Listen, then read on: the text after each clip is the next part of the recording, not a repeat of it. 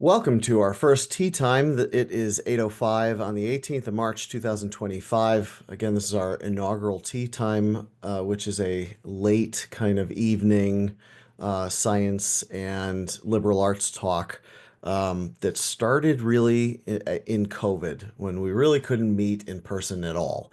And so I was doing this at Morris Catholic. We do have some Morris Catholic kids here. And now I'm hoping to get the ball rolling here. And our first tea time guest is a friend of mine who is a clinical social worker and psychologist. And she's gonna explain how that relates to each other and kind of give us a overview of what she's doing, what she's interested in. I want you guys to be as open as possible to asking questions. She's very good at fielding questions. She likes questions, making comments or whatever. Okay. So this is Dr. Laura Acsadi, and she is, again, a clinical social worker, does a lot of research and some other things coming up. So, All righty. Hello, uh, students, scholars, future scientists. My name is Dr. Laura Acsadi. I actually am a friend of Chris's, but he sat on my dissertation committee at the University of Pennsylvania, and he really helped me a lot with his expertise. I wanted to talk tonight. He asked me if I could kind of talk a little bit about my work and how I came about ending up where I'm at, I guess. So I do have a background in psychology and also in social work, and I wanted to talk a little bit about how the two intersect. So here we go. I made a little PowerPoint for you guys. I love PowerPoints, but I don't like people who read off of PowerPoint slides because it's very boring. So I'll try not to do that. So social work is a profession. It's extremely valuable. A lot of people think of social work like child protective services. There are a lot of places that social work interacts, in different fields, particularly in the medical field. And in this country, in the United States, they've really medicalized the practice of social work. So people who work in social work tend to work in medical environments for the most part. There's some uh, exceptions to that rule, but I would say that social workers are licensed, they have graduated licenses, and they're required to, be able to pass, national board exams, just like other medical professionals. Social work, many people who work in mental health are social workers, and they, operate as therapists. And the difference, I think, between social work and psychology is that social work takes in the greater environment, the interaction between the person and the environment, whereas psychology is primarily concerned with what's happening here. So the proper term is the intrapsychic person. So, what's going on with you as a person, as opposed to what's going on with you as a person as you interact. So there are kind of different schools in terms of considering patients or clients. In psychology, people that come and see you are generally patients. In social work, they've softened that to clients. So what would love to do, Chris, do you have the chat on? Okay.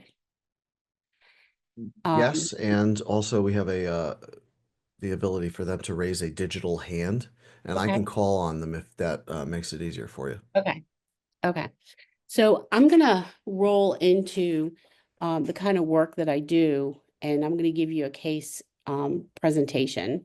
So maybe I'm gonna do a little bit of the later first, I think. I think that's how I'm gonna do it. Let me see the next screen. Oh, sorry, wrong. So I wanted to talk just a minute about how I got here. Starting with St. John's High School in Maryland. It's a Catholic college prep school, and I attended it in the 70s. I'm a little bit old. I have a bachelor's degree in psychology from the University of Maryland.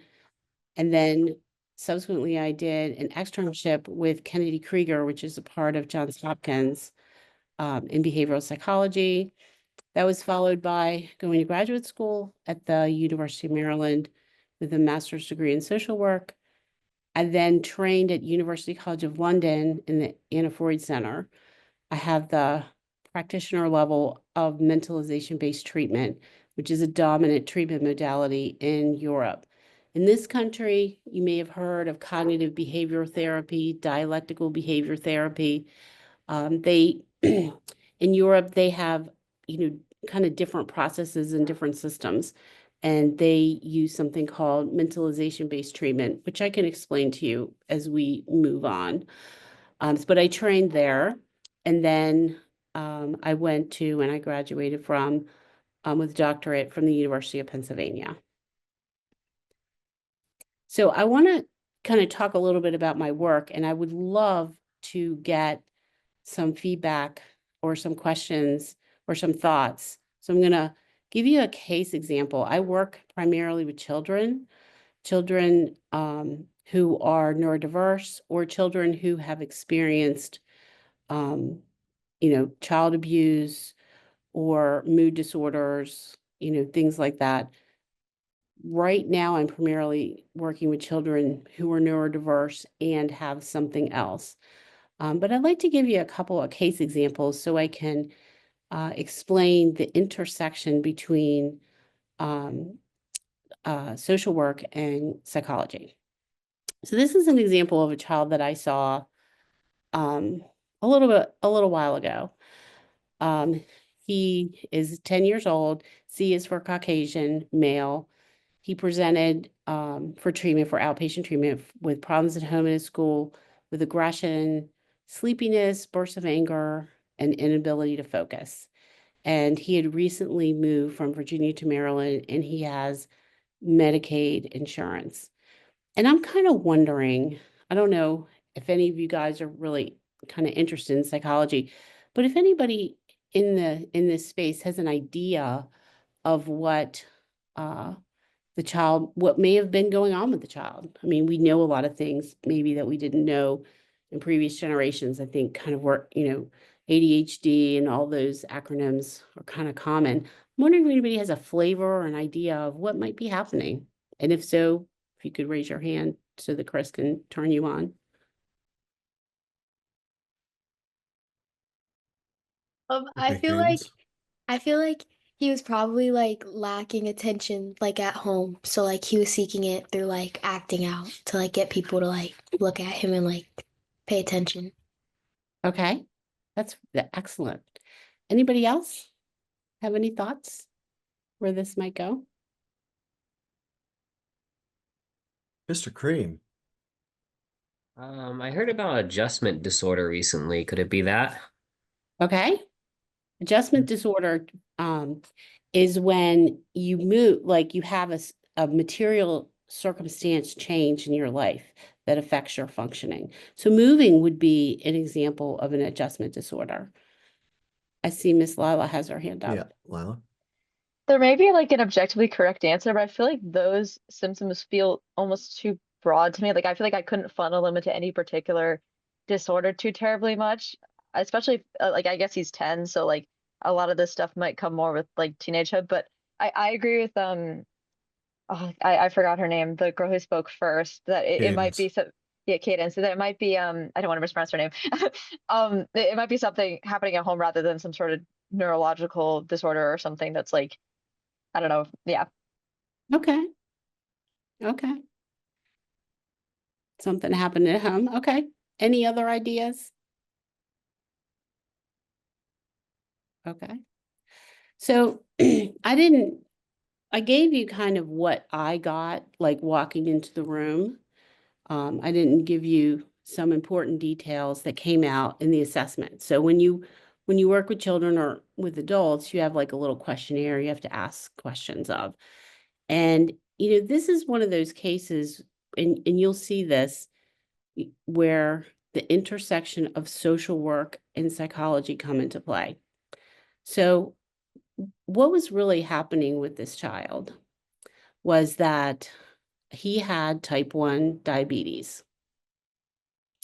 And his family, most children in a certain socioeconomic level, they call SES, so social economic status, a very large percentage of children have Medicaid. Medicaid is administered by the state. So if you live, for example, in Virginia and you have Medicaid and you have diabetes, you have to be seen by a doctor in Medicaid, pardon me, in that state, in Virginia. So what was actually happening with this child, which is very interesting, was that he had type 1 diabetes, and when he moved to Maryland, he lost access to his medical insurance. Now, his mom had gotten him medical insurance because he was seeing me through medical assistance, through Maryland medical assistance, but he didn't have a primary care physician. So his mother was managing his type 1 diabetes. The child would go into distress because he wasn't getting insulin, because he didn't have anyone to prescribe it. And these behaviors that I listed, the aggression, the sleepiness, the burst of anger, all of that, this was a consequence of going into insulin shock. And his mom would take him to the emergency room, and they would regulate his blood sugar, and they would send him home. And this repeated multiple times.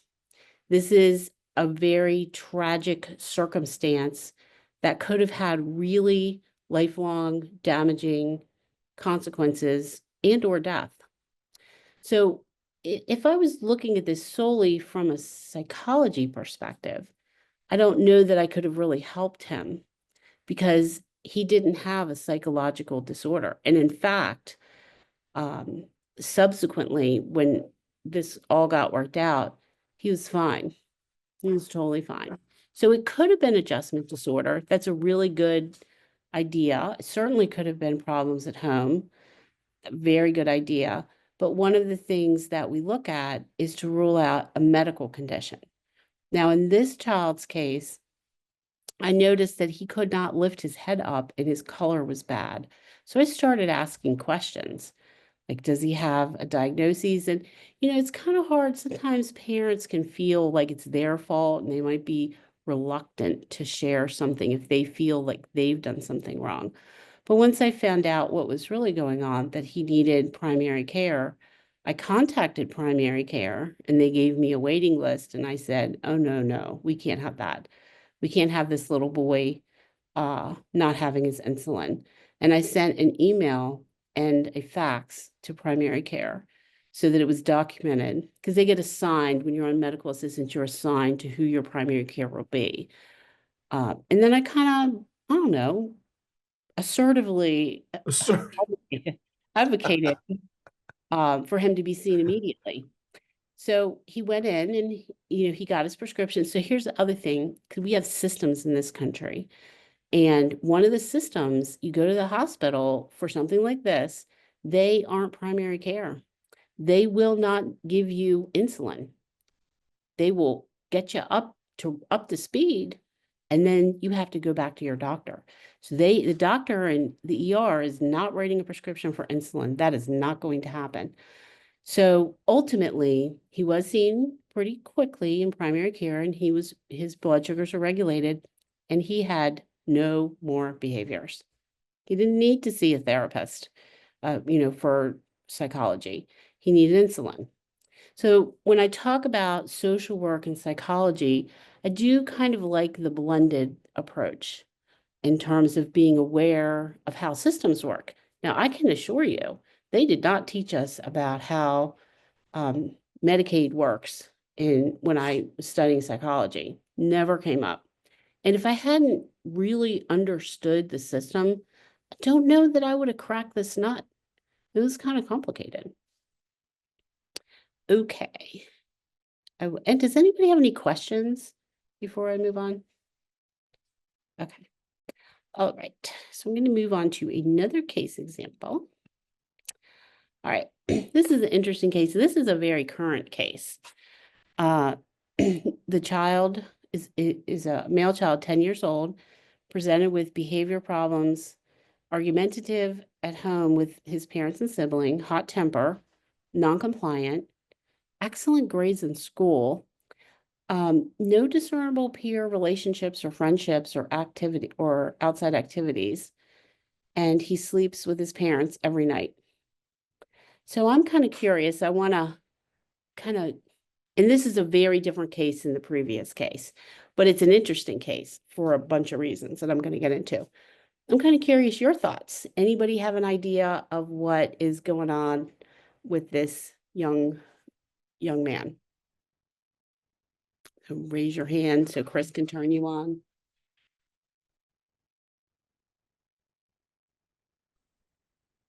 Maggie. So I was thinking maybe the parents were like, whenever they were raising the child, maybe they lacked like socialize him, if that makes sense. Okay. Okay. That's a very good point. And I will tell you, I'll give you a little foreshadowing, Maggie. That is part of it. Anybody else? Any thoughts? What's going on with this young man?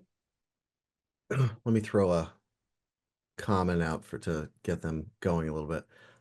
I know, and maybe Dr. Acsadi knows this as well, but that there is this kind of movement on TikTok to do a whole bunch of psychology. There's a big psychology space on TikTok where everybody's diagnosing themselves with things. Mhm. There are some things that are more commonly talked about, especially with females, but I know you're being responsible and you're not saying you're psychologists or clinicians or anything, but this is a game, so she wants you to just throw out ideas, even Mhm. if they're crazy TikTok ideas. Lila. Absolutely. I don't think it's like BPD or anything, right? I don't like I'm actually mixing it up with a different disorder. I'm not sure, but that's you said TikTok thing, so I thought of that, and like I feel Uh, like they often associate that with women. I don't know, some sort of emotional regulation, like dysregulation disorder. I don't know. Okay. so borderline is what she's Okay. saying. Yeah. Okay. BPD. Mhm. So just as a just as a just to give you a piece of information. So BPD, borderline personality disorder, cannot be diagnosed until a person is 18. It's in the DSM. And the reason is because a lot of the symptoms of BPD are also synonymous with teenagers. Sorry, guys. Because it's a time when there's a lot of changes in the body. But your idea about emotional regulation is excellent because this is also a component to this case. Other ideas, other TikTok diagnosticians. I have a neurologic Okay. guess, but I want them to have a chance too. And Mr. Cream wants a chance. Go ahead, Mr. Cream. Oh, you're muted. You're muted. Could it have anything to do with culture? Oh, yes. It absolutely has a lot to do with culture. But in an interesting way. In an interesting way. Kara. I don't know if this is gonna like make sense, but could it be like he has autism and is struggling with like socializing, but then like grades and school and like pressure from his parents makes him like, or like the kid like want to like excel better in school Okay. and not like socialize? Okay. I think that is definitely something that I would look for and assess would be an autism spectrum disorder. Absolutely. And, kind of pleasing his parents with getting good grades. That's interesting. You have someone who's non-compliant, but is a straight A student, like, won't brush his teeth, but is a straight A student, trying to understand that in a lot of ways. And I have a slide a little bit later down, a lot of ways, like being a child therapist or a clinician is like being a detective. Like there's so many factors and there's so many clues in this and trying to, kind of, have you guys heard of Occam's razor? I don't know if this is a concept that you have. I see somebody has. So in a way, you're kind of peeling these shells, these layers off to kind of figure out what's at the essence. Okay. I think Mr. Cream wanted to weigh. No, he did weigh in. He was talking You about. do. Okay, gotcha. I was gonna take a neurologic guess, Yeah. but this isn't gonna work because we have this. I think I've mentioned this to them once before, the rest of the people here, but there's kind of a joke in the medical field where you only see the thing you work on. So if you're a neurologist, you see a neurologic problem. If you're a psychologist, you see a psychological problem. An oncologist sees cancer. If you're a gynecologist, you see some sort of female problem. And so I'm coming at this, of course, from the neuro side. And it's interesting to me that when he's most compliant is during the daytime and outside his comfort zone. Mhm. And it kind of seems like it's also a timing thing. So when he has the most energy to actually put into being compliant, but then later in the day, he would have less energy. And that kind of, to me, seems like some sort of prefrontal cortex lesion. Um, could be a hematoma, could be a tumor, could be Kluver-Bucy syndrome, and he's just too young to show the classic signs of that. I know it's none of those things, but it's that's immediately where my brain went. And of course, I'm a circadian biologist, so I'm looking at sleep and being tired and energy during the day as some sort of manifestation of that. Okay. Yeah. Okay. Well, I'm so glad that you weighed in about circadian rhythm because you noticed that he sleeps with his parents every night. And the very first thing that I did was send him for a sleep study. What is going on? Why are you sleeping with your parents? What's happening? I wanted to rule out anything with his circadian rhythm, like what's happening when he's going to sleep. Is one of the things that I look at first, and again, this is me being a detective, is that this kid has a high level of irritability, a high level of emotional outbursts. Is he getting enough sleep? I mean, I don't know, show of hands, when you don't get enough sleep, does it make you cranky until you can catch up on your sleep? Show of hands. I'm going to raise my hand. Okay. Okay. Okay. So I'm going to walk you through this case and explain kind of what, again, this is using the principles of Occam's razor. It did take a minute in order to figure out what was happening. So I sent the child for a sleep study and it came back that he had sleep apnea. 10 years old, and he is not overweight. So it wasn't an indicated thing. But I did notice on his intake paperwork that he had his adenoids taken out. And it was a complicated surgery. And I don't know what that means, somebody says a complicated surgery. But, it kind of, okay, that made a little bit of sense to me. So what I started doing, so this is a psychology part. This is truly the psychology part, was and I can't actually show this because of confidentiality, or I would have given you an example, or, show you what it looked like. But basically, every child that I see has a therapy journal. I don't care why they're seeing me. I want to have something I can write stuff in, or the child can write stuff in. So the parents brought in a therapy journal and I created a sleep walk and I wanted to see what was happening. What was happening? So the sleep log is the date. So whenever you're doing this, you always, every time you do anything, I'm telling you this now until the cows come home, please put a date on it every time. So important. So it has a date, each night, let's say 3/17, 3/18, 3/19, 3/20, 3/21, etc. So for a week, and then what time the child went to bed, where they went to bed, whether they went in their own room or whether they went in with the parents, later, like what was happening with the sleep. And the function of this is data. And I can't speak more highly of how important it is to have data.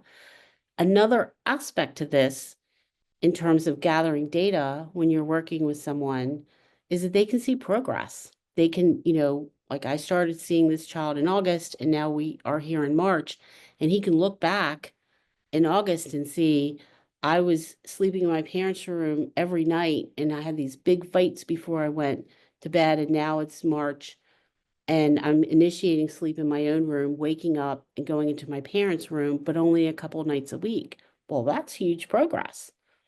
So we started with data and logging what was going on in terms of his sleep. And the very first thing that I noticed was that his initiation in sleep in his own room was rough. And I really couldn't understand it. He has really warm and loving parents, really, really hard time settling down. I started thinking, well, he never slept, for many years, he hasn't slept in his own room, kind of fuzzy about when this changed.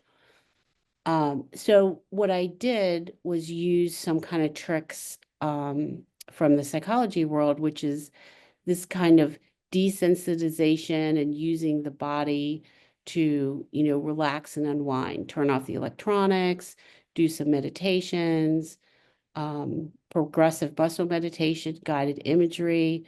I did a preferential assessment with the child to figure out the music that he liked. Strangely, it was Simon and Garfunkel. So we created a playlist for him to listen to before he went to sleep. And he started initiating sleep in his own room every night, which was amazing. And it took so we call them trials. So every week would be a trial. So I want to say it took about 6 trials, which would be 6 weeks. And we had the initiation. And it was interesting because one of the non-compliance, like the big non-compliance, is he would not go to bed. Would not go to bed. It was a screaming argument every night. I mean, can you imagine having a 10-year-old and every time you go to put him to bed, it takes hours and screaming? It was very disruptive to everybody in the house. So he started initiating sleep on his own, and he got to the place where he did 7 nights a week, but he was waking up at 1 or 2 o'clock in the morning and going in and sleeping with his parents. And so I'm trying to understand this. I'm also trying to understand how sleep apnea might play a role. Chris, do you have any thoughts about how sleep apnea might play a role with someone who initiates sleep, goes to sleep, and then is up 3 or 4 hours later? I have a couple thoughts, because if he's not overweight, Not he's overweight. he's less likely to have obstructive sleep apnea and more likely to have central sleep apnea, That which is means correct. that, right. So that means that the apneustic pneumotaxic centers in the pons are not rhythmic, are not consistently rhythmic. And when you tend to have problems with rhythmicity in some parts of the brain, it's true other parts of the brain. So he might, in addition to having central sleep apnea, have non-circadian 4, non-24 circadian disorder, because he's not actually in training correctly, because he can't, because he's not actually sleeping. And then you add on top of that, with no REM sleep, he's essentially becoming schizophrenic, or having, what's it called? Yeah, I mean, he's just not able to function. What else? Okay. Yeah. Doctor, you nailed it. I mean, Yeah. there were certainly significant elements in terms of his mood. So when we think about mood, like sleep is a huge part of our mood, and he was not getting that REM sleep. He was, but it was later in the night when he went to sleep with his parents. So, doing some more excavation around this revealed some interesting confounding factors, which are related to his sleep in a substantial way. So this is where we taking it from psychology and going into the social work, which is the person in the environment. So I started asking questions about what's going on with not having friends. This is a bright kid. He is a future scholar. He's won awards. He is the real deal. And he's warm and he's lovely. Like, I'm trying to understand like what's going on with friends. He's not on the spectrum. It's a good call. It's something I would look for. Makes good eye contact. He's very polite. So I started asking about what was going on with why he didn't have any friends. Like, what do you do in school? Who do you sit with? Who do you talk to? So from a neurological perspective, the most painful feeling or experience a person can have is to feel separated from others, that you don't belong.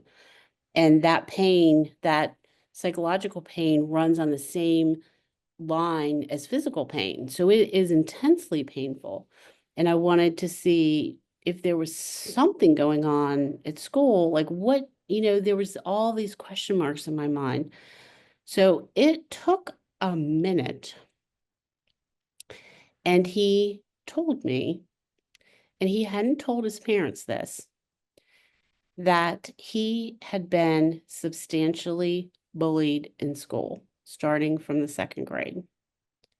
And the reason that he was so compliant in school was because he was terrified of being physically attacked. So he was just kind of, straight and narrow.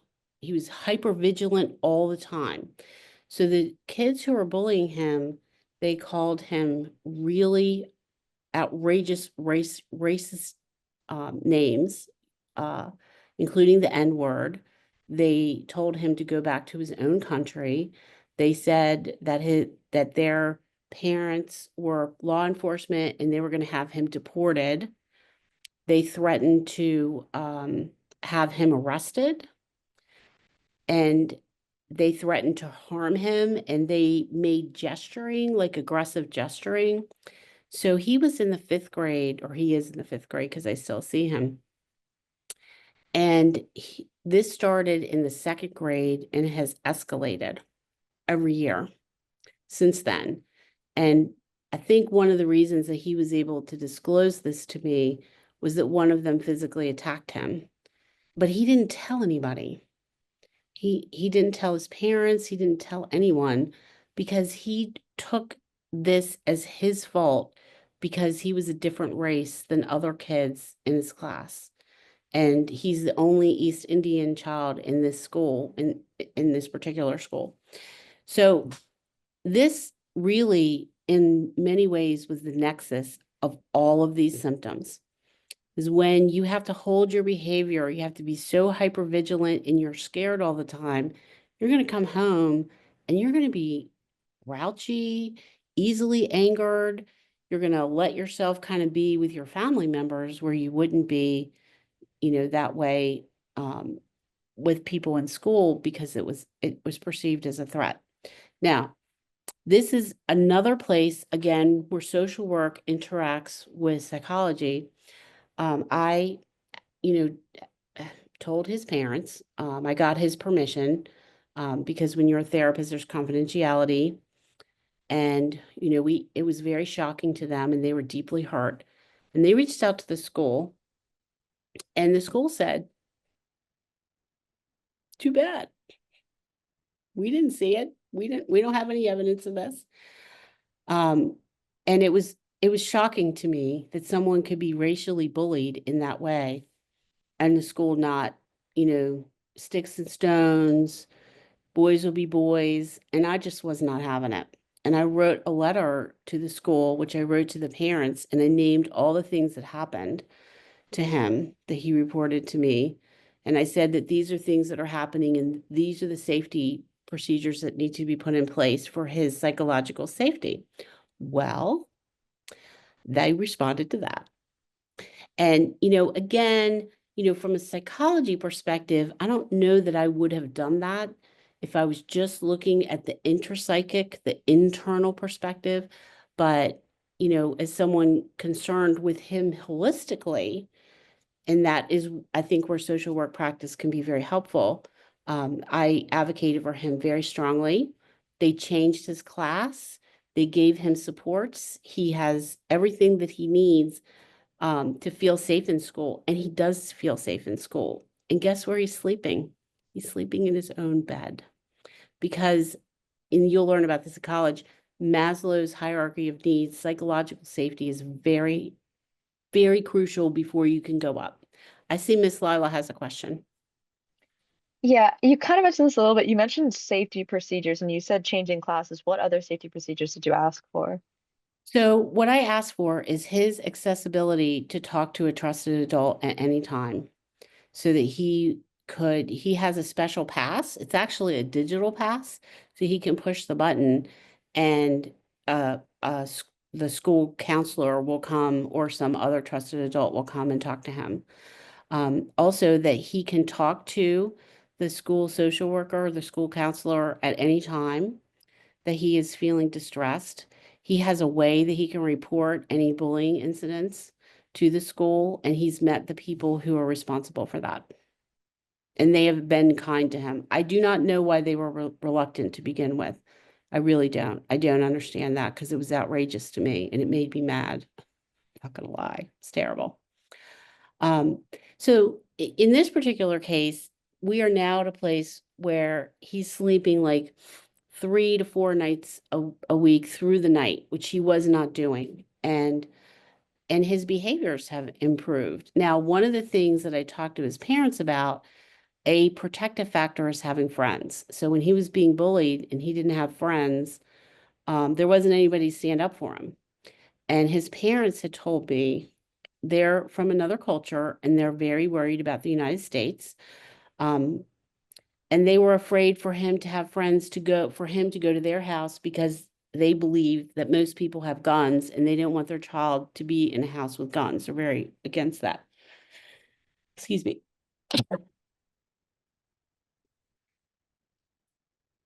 So one aspect of this was providing the parents with psychoeducation on the protective factors of friendship and, ways that they could meet their need of safety, in terms of where their son socializes, and his, ability to meet other kids.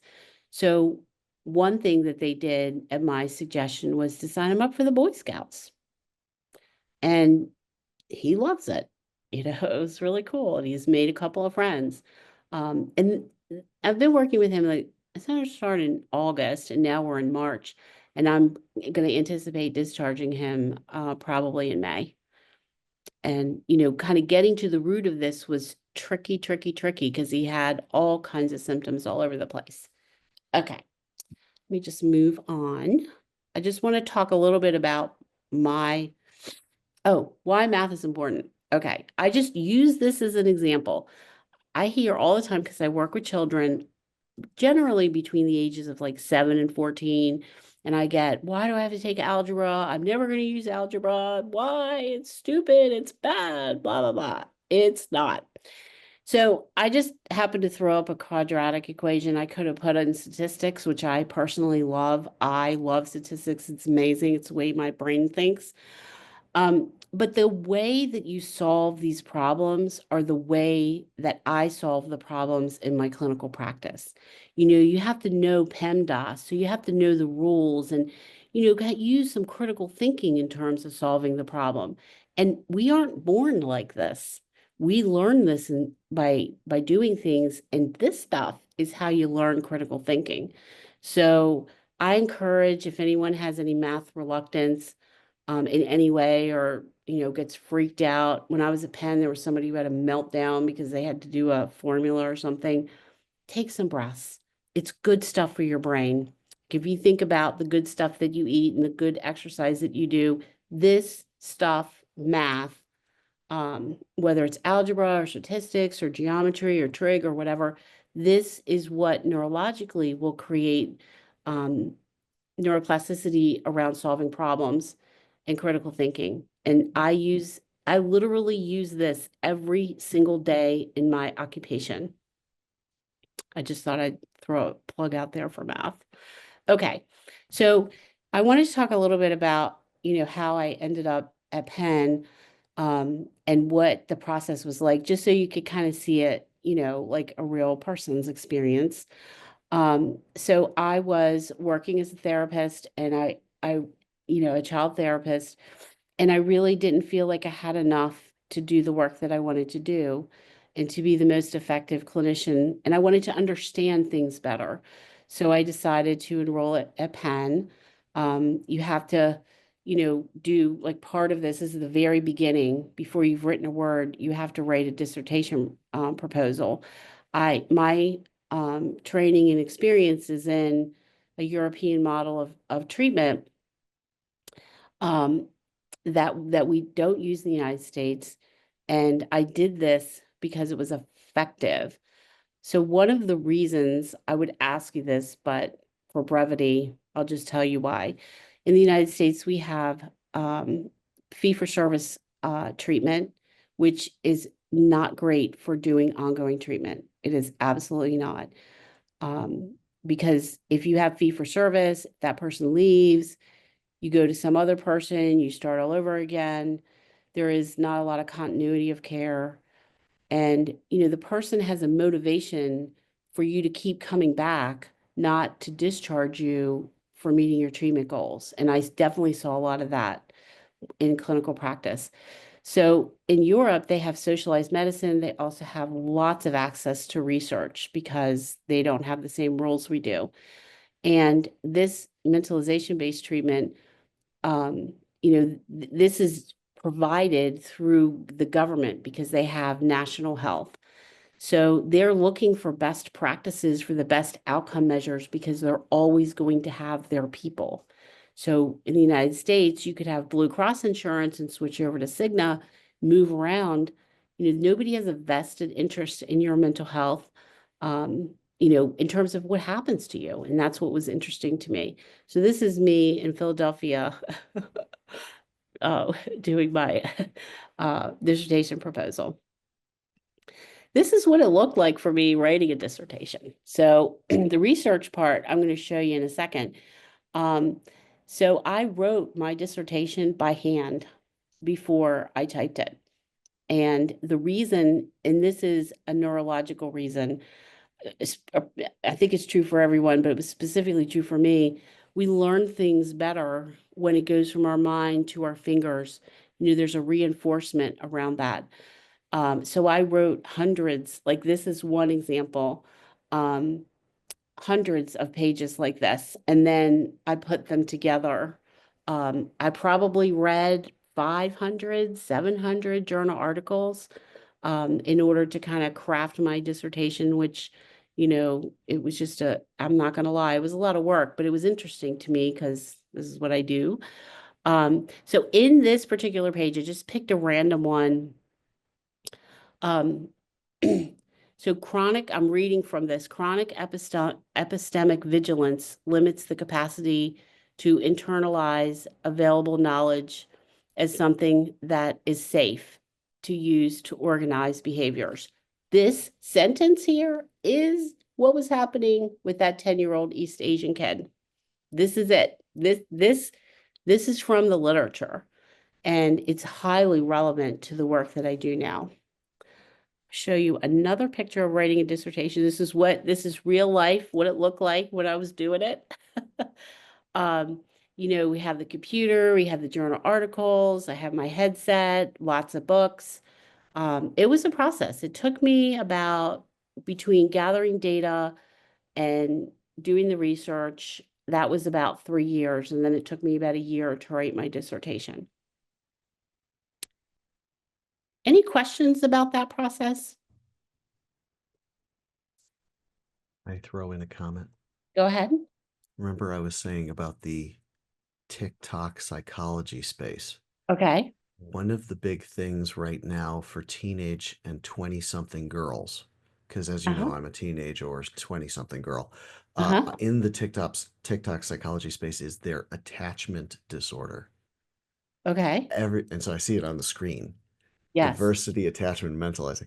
And it's like, apparently again, I'm not actually a 20-something girl, so Huh? nor am I on TikTok, but apparently that's something that is a big deal on TikTok to help girls kind of explain away the simple things in life that are challenging. And instead of just saying, well, that's the way life is, they somehow try to blame an attachment disorder.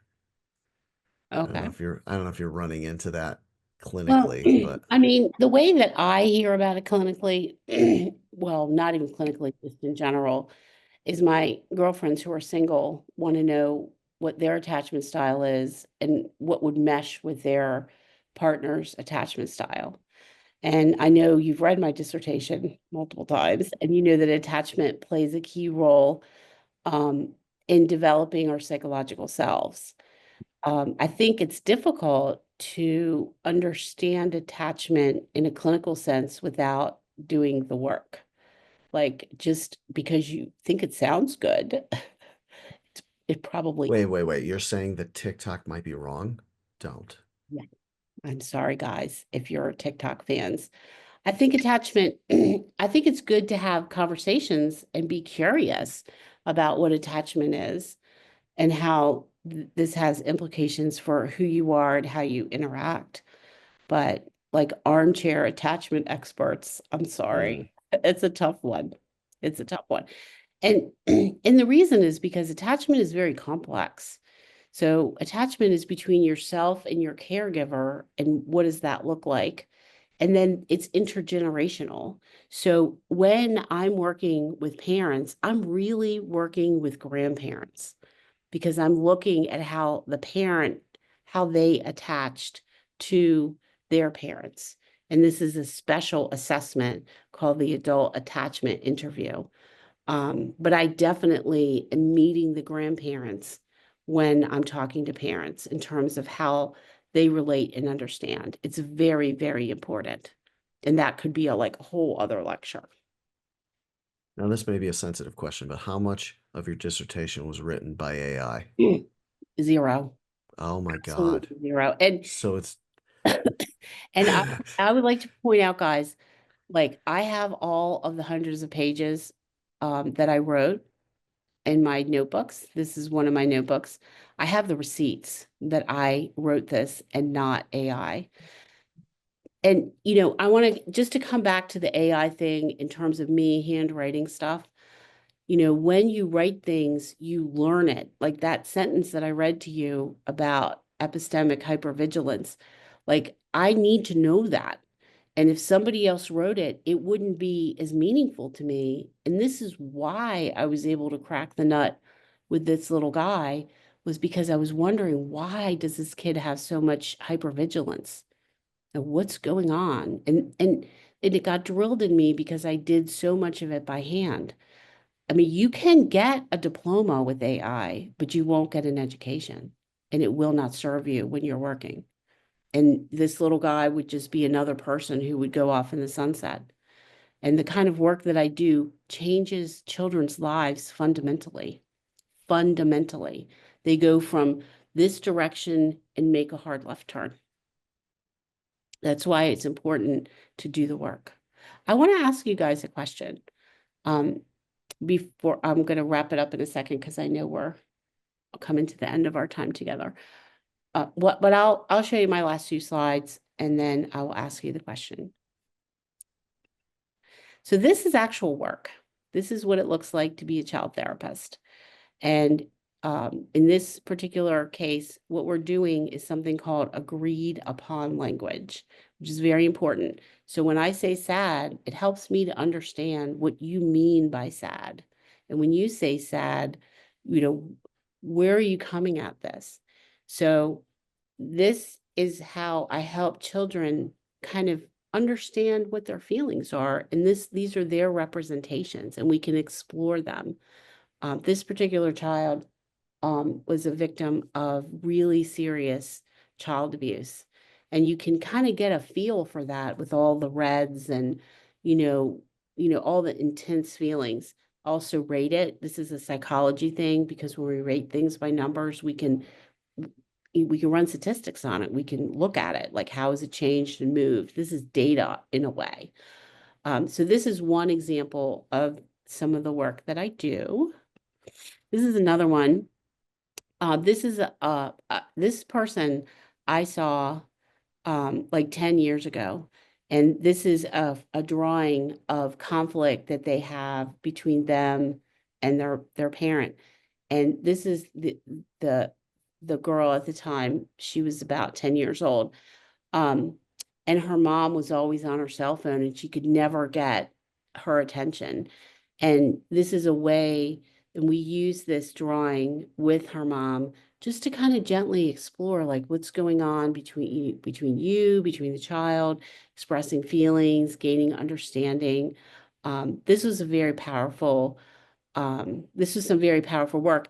And I will tell you that the child is now about to go to college, and her presenting problem is long in the dust. And her mom get along really well now because they learned how to interact with each other.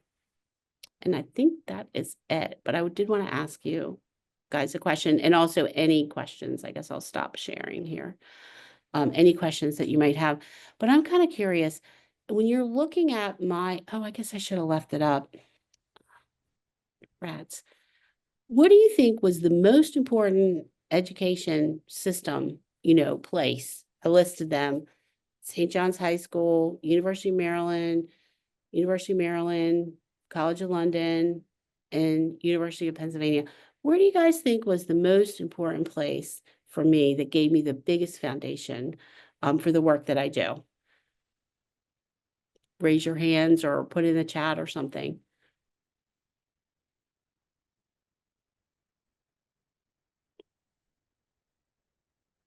Oh, excuse me, I'll yell it out. Was it your undergraduate years? Good guess. Good guess. I want to get some more guesses. Lila. Yeah, I was gonna say maybe undergraduate level because that way you'd be like building on stuff that you already know. I feel like a lot of like higher education is building on something, but it's not like as solid of a foundation. I don't know if you're gonna say like, oh, I learned the most when I was actually working with people, because I Okay. don't know if that, yeah, but Okay. Somebody else?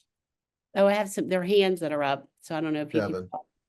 can. I was gonna say St. John's High School just because it gave you that like base, like the college prep, high school and everything.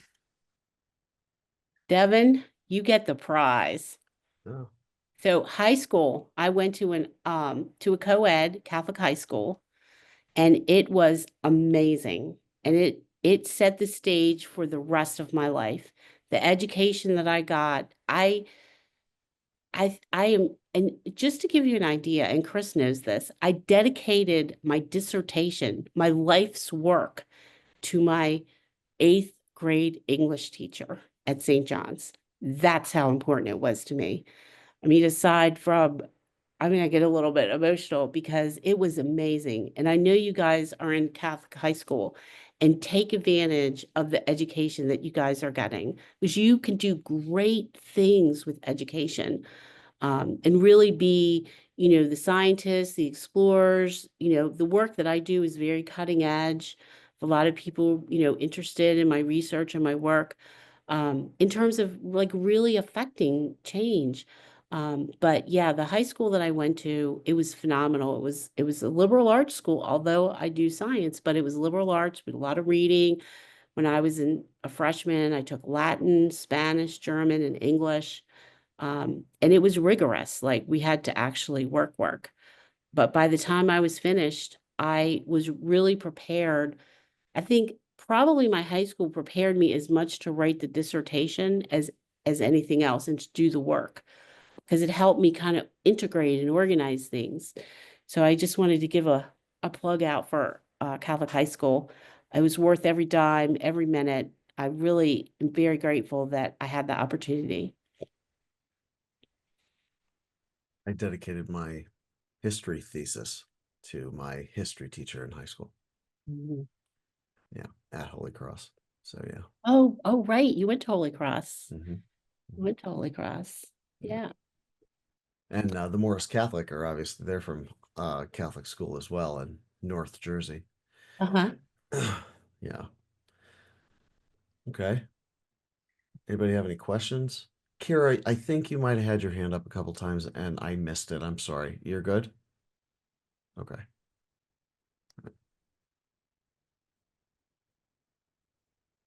Anybody? Miss Garfone, you're muted. I'm dying to ask this. What advice can you give me as a teacher to help students to minimize their social media usage? Mm, Mm, mm. Electroshock therapy. that's shocking. Well, one of the things that I talk a lot about with kids that I see is this idea of balance. And, in order to get to balance, you have to have data. Like, how much time are you actually spending online on social media or on your phone?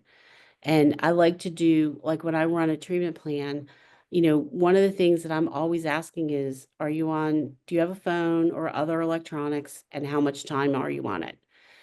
And, I like to see a balance between the time that you're on media and the time that you're reading books, going to the library, playing chess, and all kinds of other things. And, I have the opportunity, I don't know that you would have, as an educator, of talking to the parents and explaining to them, and hear me, friends.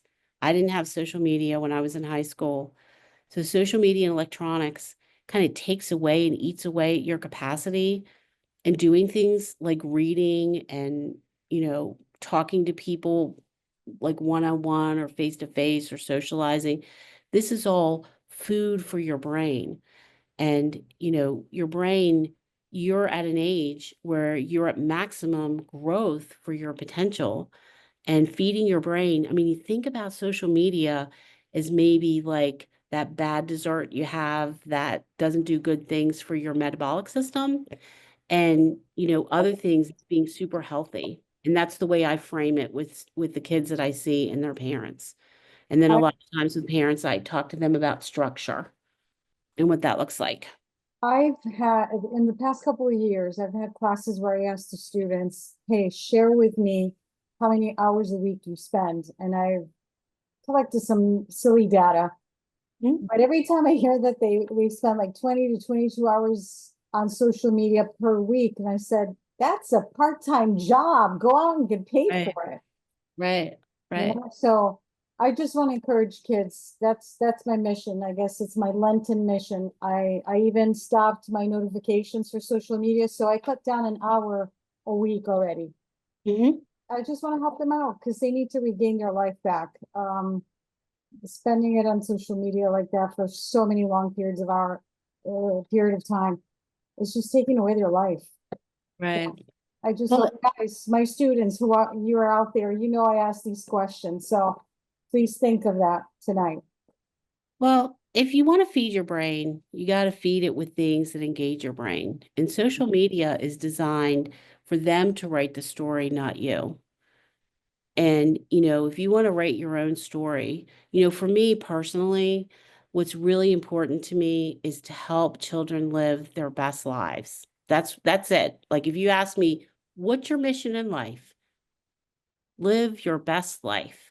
Exactly. Go be the person the light that, uh, from a Catholic perspective, the light of your soul that you were given as a gift. And that's my mission as a clinician, but I wouldn't be able to do the things that I do. And I do all kinds of stuff. I'm very creative. I have no limits to my imagination, none, zero. Um, and that's because, I wasn't socialized with all this, kind of media stuff. And I've read, and I still do, read between 1 and 2 books a week, every week. My husband's on this call and he could personally vouch for that. And I learned that when I went to St. John's. We did great books. We had to read. I read every single thing that not Shakespeare, Charles Dickens ever wrote in a summer. And that was mandatory. We had to write a paper after every single one. There was no, my dog ate my paper excuse. That was the deal. But it was helpful. Maggie, I see you have a hand up. Yeah, I just wanted to ask, is like working as a social worker ever difficult for you? I would say that being alive is often difficult. In clinical practice, it is very difficult because there are a lot of contingencies that you can't account for. You know, a lot of times I'll write treatment plans and the parents won't do them or they won't follow through. And then they'll come back to me and say, well, it's still happening. Well, have you done this? No. I think the hardest thing for me, because I work primarily with children, is child abuse cases. They are devastating in the impact on on children and their development. And sometimes I have to do things that, I am a very strong person and I'm not afraid of using this or this. But sometimes I have to, really understand the system to be able to help the child. And that can be very hard. And other times I have to call Child Protective Services on the parent. And I tell the parents every single time, this is what's happening. This is why I'm making the call. I've been threatened. I had someone in my face, you know, but that's part of the job. I mean, I that doesn't stress me out as much as, well, it does stress me out, but I think equally as parents not following treatment protocols. I mean, you see me for a reason. Your child has these issues. This is what I'm saying. You can go shop somewhere else, but the story's not going to change. So kind of difficult parents, I think, is probably the biggest frustration that I have. Cool. Thank you. You're welcome. Think we're gonna wrap up the official portion. We can go Okay. into overtime if you want to stick around, but I don't want to. Lots of people have got homework to do and stuff, and Cadence has a conversation that she needs to continue that she's had for most of this. And for some reason, Michael Warble is very sickly right now. Why are you so green? He heard me, but he stopped. Michael, you're all green for some reason. Anyway, okay, so let's thank Dr. Acsadi for this. I don't know how we do that online, but yay, thank you, yay. And and would you be willing to accept any like contact emails in Yeah, case they have absolutely. questions? Absolutely. Is anybody here interested in psychology? Okay. Okay. Here, Alina, Devin, Okay. maybe. Yeah. So 2 weeks from Monday, I guess today's Tuesday. So in 2 weeks, I'm going to be doing a presentation with an alumni parent. The child was born substance with substance abuse and adopted in the foster care system. And he had a remarkable journey. I was his therapist for about 5 years, and his parent is going to come and talk to my parents that I'm currently seeing in a parent meeting that I have. So if anybody's interested in like really learning about my work, like from the perspective of an actual person and how their treatment progressed or their child's treatment progressed, let Chris know and I can send you a Zoom invite because I have some other students that are going to be joining, and it's a very fascinating case. And also the child went to Catholic school. It was my idea. It's a really cool case. So if you're interested, let Chris know and I can get a Zoom link out to you. Okay, so those of you who want to skip out, you can go. If you wanted to try to pick her brain, maybe you can stay on a few more minutes. Would you be willing to do that, Dr. Chadi? Oh, absolutely. Yeah, cool. Thank you. Okay, so the rest of you, goodbye. Nice seeing you. Bye-bye.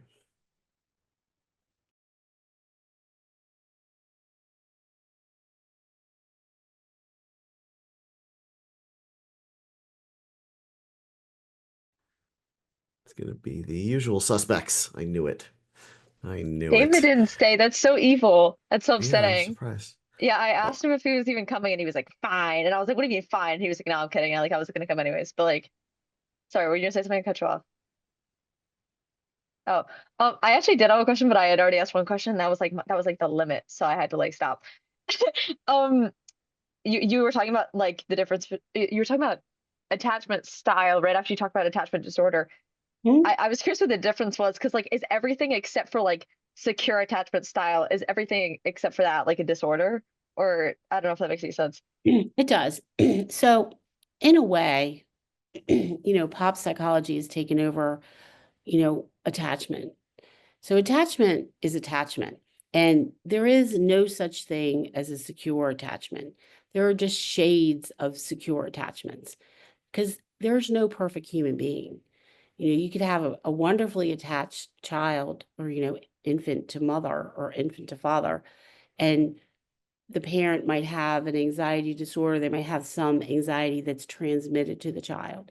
So they could be, characterized as having an anxious attachment style, but overall is secure. So it's really more a gradation than, this is this is that. And as I've come to understand attachment better, um, you know, a big locus of control around of attachment is through grandparents, believe it or not, even if they're long dead and gone, because how they parented the child is the adult parent's mental representation of attachment. I don't know if does that answer your question? No, it does. I'm just curious on, so like if like you have a person who's anxious, maybe they have generalized anxiety disorder, they're just generally anxious, and they exhibit what you consider to be like anxious attachment style. Why are you making that face? Oh, I No, can't imagine why you're asking this I'm not. question. No, this is not actually. No, I'm actually just genuinely curious. If they have like an anxious style, does that mean they have an anxious attachment style, or does it just mean they're generally anxious and that's just like would you even call it that if it's just another symptom of being anxious? So the way that there is a, um, do you know what psychometrics are? Like you vaguely sure? Yeah. Okay. I think So, Lila knows. Maggie doesn't know what that is yet. okay. Yeah. So there are good psychometrics, internal and external validity for the adult attachment interview, AAI. And they have devised, this is in the UK, a way of determining the attachment style of the parent by interview, which is really done through voice inflection. So there are many aspects of the voice, and how people speak and the different themes and things they bring up. It's like I said, this could be a whole lecture of and by itself. So, when you do an AAI, which is an assessment that has really strong reliability, internal reliability, which means that it's measuring what it's supposed to measure. And you can really tell kind of where that person is at in their attachment. And again, it's kind of a gradation rather than a boom, you're this, boom, you're that. Does that answer your question? Yeah, I think so. Lila, are you on TikTok? Like You strike me as the like type that isn't. on So, TikTok, define on like, TikTok you have an account. that I post on or that I like have a No, lurker. that you swipe. No, I don't care about if you post, but like you actually swipe through. Recently, I well, I don't swipe through, but like if my friends send me them, you can only view TikToks through the app. So that's really what I use it for. But like, I don't really use Uh-huh. TikTok like that. I'm not like we're not like this. Okay. That counts. Because So I was just listening to a podcast. This is the reason I brought it up. Was I was listening to a podcast with one of my favorite podcasts is this guy, Chris Williamson, who does Modern Wisdom, I think is the name of the podcast. He's probably as good as Rogan, as far as like having a show and asking the right question and stuff. And he has all the diverse group of people, and it's fascinating. The show he just published, I want to say 2 or 3 days ago. He had a young woman on whose name I don't remember because she's got to be 22 years old. Like she was super young, but mature beyond her years, and talking about the TikTok psychology space. And she's like, everything they talk about is attachment, where everything is taken. Yes, sure. Where the pop psychology is that you can explain every piece of behavior by attachment, which is a nice, convenient foil if you don't want to do the work of actually having a better life. You just blame it on your attachment disorder. You know what I mean? Yeah. Well, And that's why like sorry, was someone gonna say something? I thought I heard No, no, like I yeah. was asking I was asking Dr. Acsadi what Oh, she thought about that. Yeah. yeah. But you too. I want your opinion too. so, But She can go yeah, first. yeah. so in my dissertation, I have a section on attachment, and I didn't really spend a lot of time on it because, it's kind of a known thing that was, talked about and researched in the 70s. Well, 60s, yeah. this ain't the 70s anymore, and we Yeah. have a lot more knowledge. And, one of the things, going to Chris's point, that was in my dissertation, they did, have you guys heard of the Bosnian War? Like I've heard of it. You sure? Okay. Yeah. Well So before their time. Crazy. I know, I know, I Yeah. know. So in the late 90s, there was a war in Bosnia, which is a country in Europe, which was a consequence of the fall of communism. And it was a very, very significant war, and the United States was involved in it. And what they did was studies on attachment and what attachment looked like for children who were going through a war. And they did a 10-year longitudinal study, which was amazing. This work is incredible.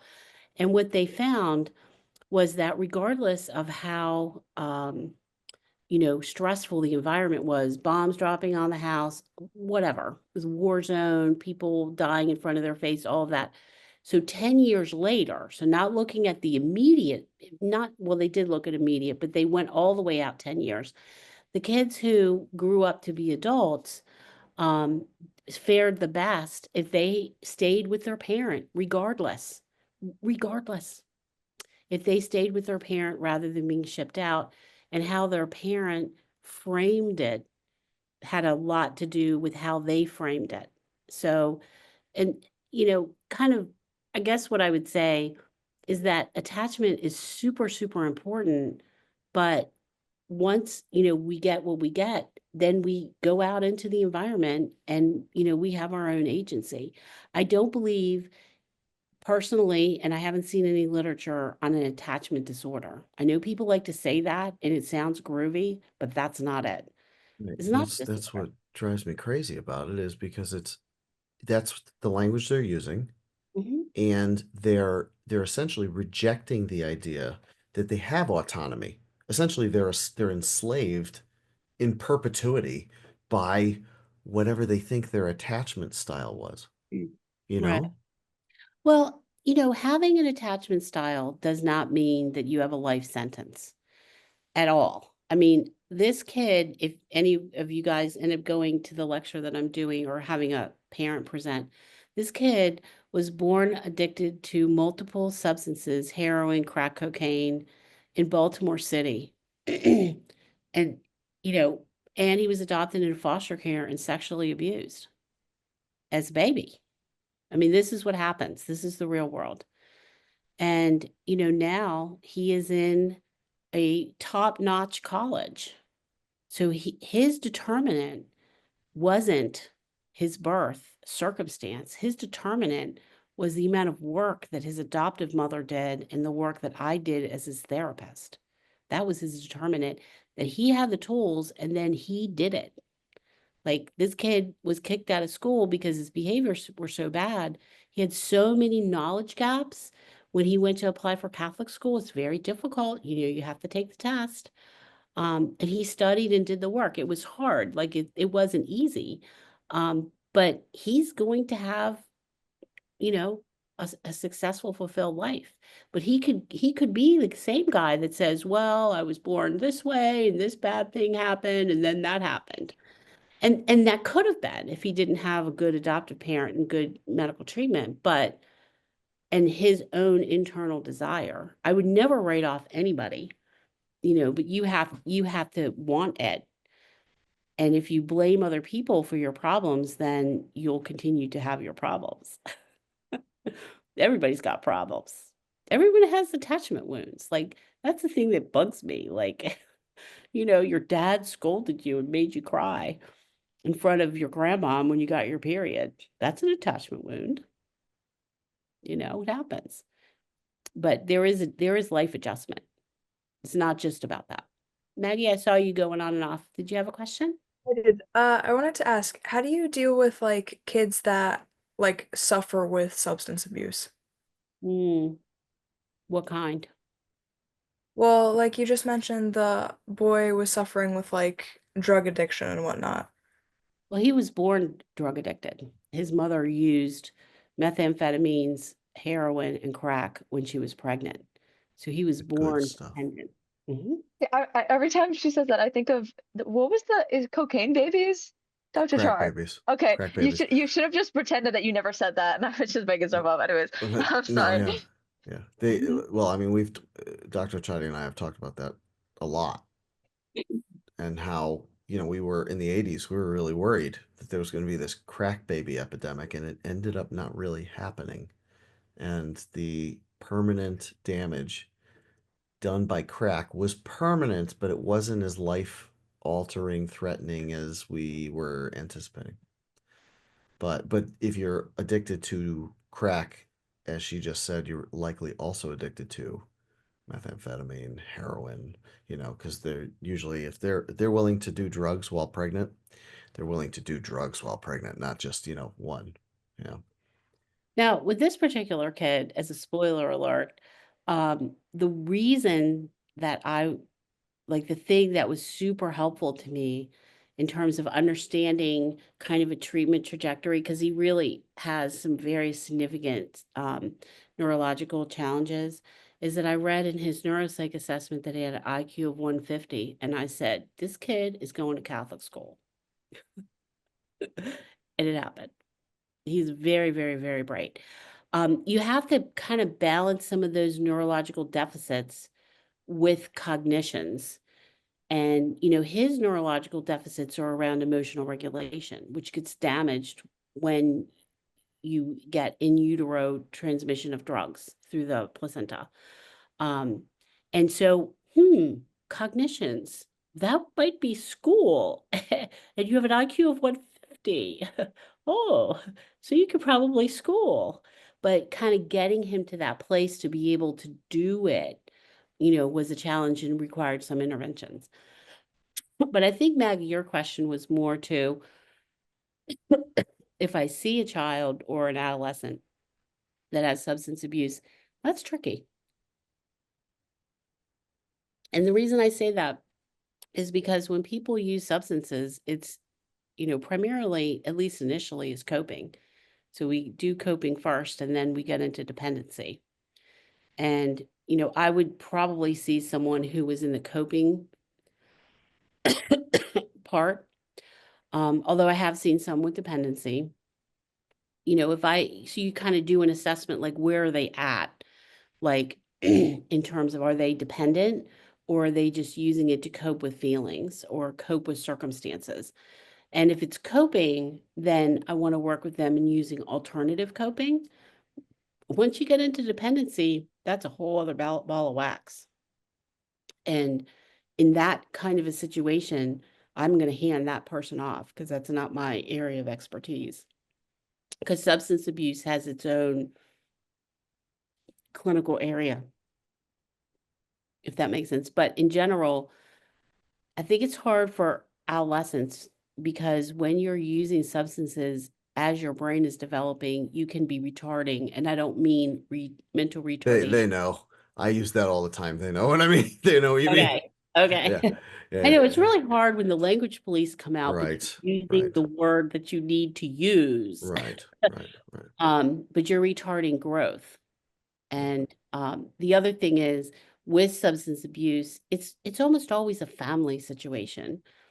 And substance abuse and eating disorders, they kind of run on the same track. OCD, fastidious disorders, they run on the same track. It's just a different expression. But the feelings and the internal states are often aligned. I have definitely seen that. The only hint you gave about your experience in grad school was the mention of the girl who like lost it about the statistics, right? And and my only concern about your presentation was that when you describe the interaction of social work and psychology, you were describing it the way you do it, which is I think, the right way of doing it. Mhm. These two girls are the ones I think would be most interested in hearing what the problems might be with modern social Okay. work. Okay. Yeah. All right. Well, Yeah. okay. I will tell you. So first of all, there is an aversion to math, and I don't understand it. I really don't, because math is not scary. It's very logical and it's solvable.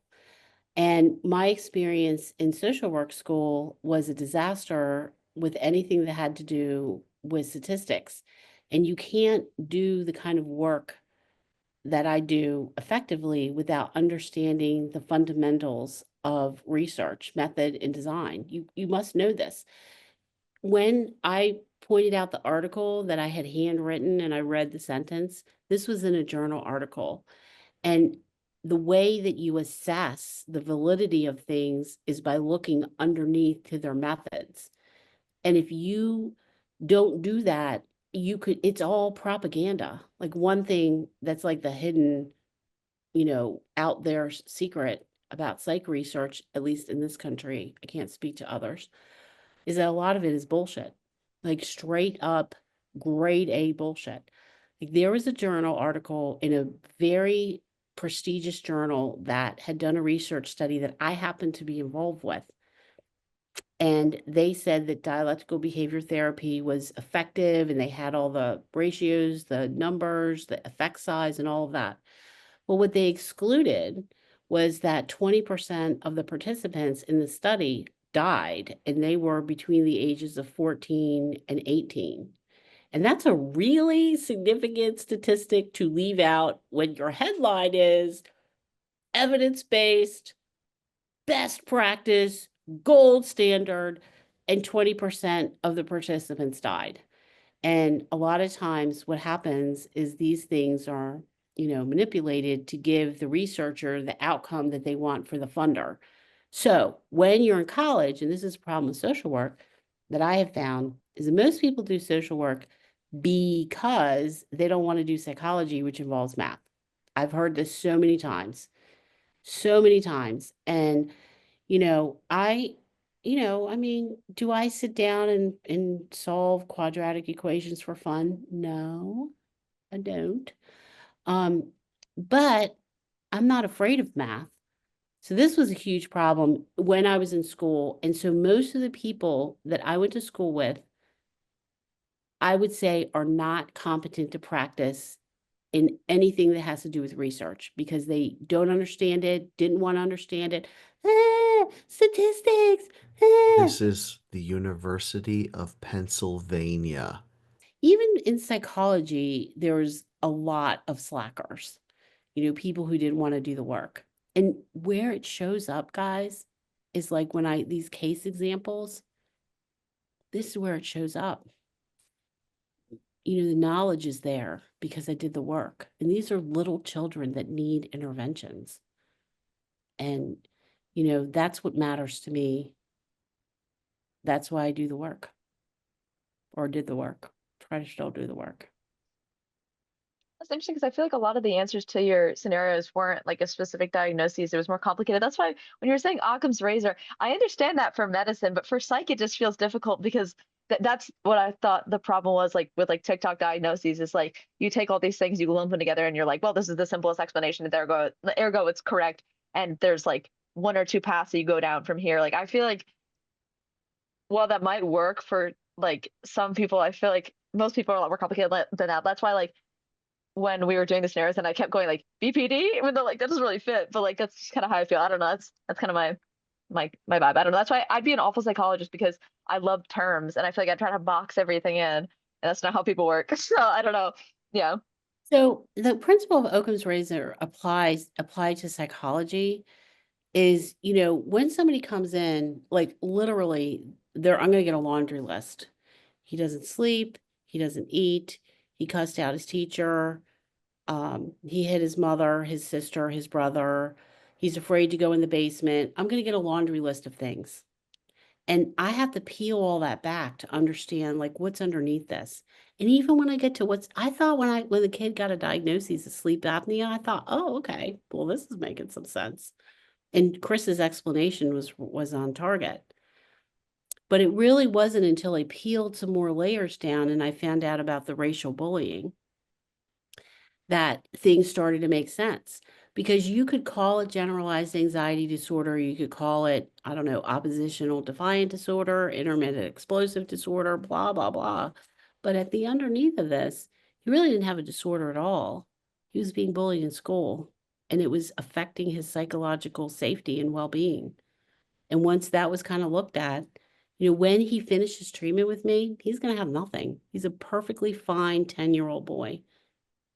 So, Lila's pretty familiar with some of the circadian research in that. And so, if you're wondering, Lila, how could psychological bullying lead to sleep apnea? Has that crossed your mind? Sure. Yeah, well, that's why I was curious about the sleep apnea being associated with him like sleeping with his parents. I was curious about that, but I didn't like, yeah. So, what does the stress do? Think about it physiologically. So, stressful stimulus, what does your brain do? Are you talking like Release it. hormonally? Yes. Hmm? Yes. Do you What remember? did it, huh? What I, hormone? oh, no, I'm sorry. You're gonna say I'm doing mad when you say it, but just go ahead. Cortisol, Mm-hmm. right? Yeah. I'm Cortisol. sorry. A lot of people, cuss word. A lot of people Mhm.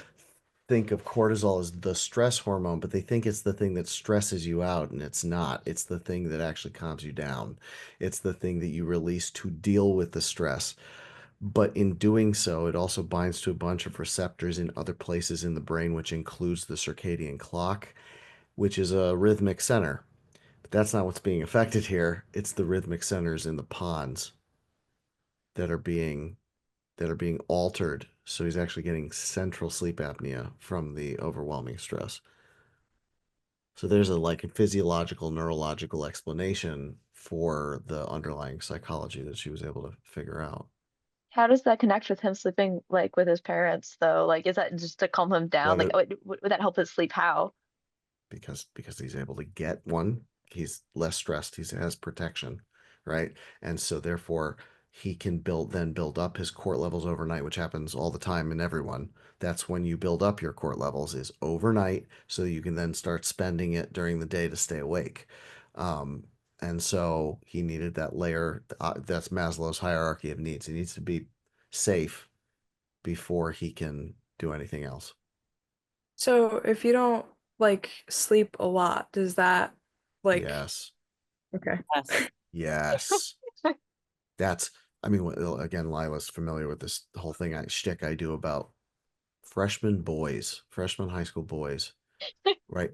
They play video games all night with their little headphones and their microphones and stuff, and they're like, I don't understand why I'm not growing. Well, you're only sleeping 3 hours a night, and you need to be sleeping 10. Like of course, yes, you only release growth hormone as soon as you fall asleep and only for as long as you're asleep.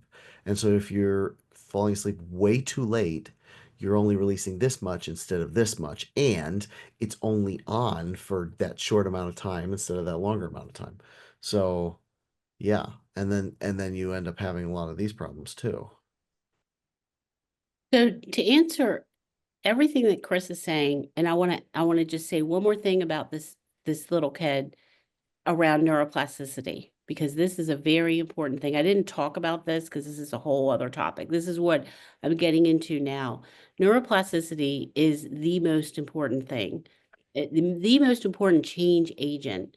And we use neuroplasticity literally for everything, everything that we do, how we sit in a chair is formed through neuroplasticity.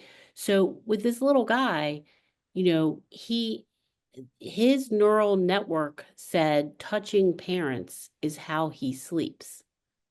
Like this is part of that sensory input, is the physical space, the touch, the smell. I mean, I didn't get into this, but some of the ways that we got him in his own bed was that I had his parents put pictures of themselves next to his bedstand. So this is stimulus. I had them, he had a teddy bear. They had their clothes on his teddy bear.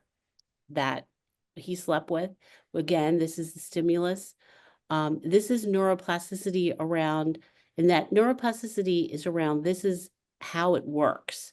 Like if I want to raise my hand, I don't have to think about all the 9 million things that happen. It just does it.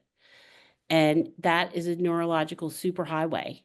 And I know from, other children that I've worked with that you can reshape that, but you have to be clever about it. You have to understand how the brain works. And that's, how we moved him out. So safety is absolutely primary, but there are other aspects to this that have to do with neuroplasticity that was keeping him in his mom and dad's bed. And it did take a minute to break it. And I'll tell you actually how I broke it. All of those things, and there's something called motivation. Do you guys have motivation? I don't know. Do you? What motivates you? Maggie, what motivates you? TikTok. Well, I don't even have it, Char. Me? Oh, my queen. Oh, she's so healthy. What motivates you? What would you walk 2 miles to get? Mm. What would you do to get this? What motivates you? I mean, to be honest, like my family, if that makes sense. So, like, if my parents are like, you got this, like, that's all that I pretty much need. Okay, so approval from parents. And this would be an example of attachment right there. And that's a very strong motivation. Lila, how about you? What motivates you? What will you walk 2 miles for? I'd also say approval, but like not necessarily from family per se. Just like, yeah, I don't know, like I'll link into like a random adult, and if I get the approval, like I could do a lot of stuff. Like I don't know, that's probably my shtick, and from peers, I guess, and Maggie, of course. Yeah, no, I agree with Lila as well on that one. Chris, what motivates you? Ice What would you cream. walk 2 miles for? You say ice cream? Ice cream. Okay. Yeah. So for this little guy, we're going back. So for this little guy, I did a preferential assessment. So that's when you determine. So like in my office, I have really high end candy. So I might have Snickers. I have a Three Musketeers, 100 grand, I don't know, Milky Way, twin snakes, gummy bears, blah, blah, blah, blah, blah. So I will lay them out and look for what they look at. I'm not looking at what they say. I'm looking where their eyes go to. This is a preferential assessment. So in with this particular little guy, the way that we kind of broke through this neuroplasticity, I did a preferential assessment of what he'd walk 2 miles for. And what he wanted, or what his motivation, was a Joe Burrows football card from when he was at LSU. That's what it was. Now I don't know nothing about football. Yeah. But it so happens that one of my friends in New Jersey's husband is a sports trader person. And for me, he got it for me. This is like a rare card. I knew nothing about football. So I showed up with this card and I let this card go home with him so that he could see it, but it was in the possession of his parents. And if he was able to stay in his bed all night, then he could hold the card all day. And that's how I interrupted the neuroplasticity. That's a true story. That's how I trained my sisters, potty trained my sisters, was up, girls. No more diapers. And my sister, who used to teach at Holy Cross, by the way, when she was a smart ass when she was 2 years old, and she was like, "Oh, it's okay, Daddy, I'll go get more."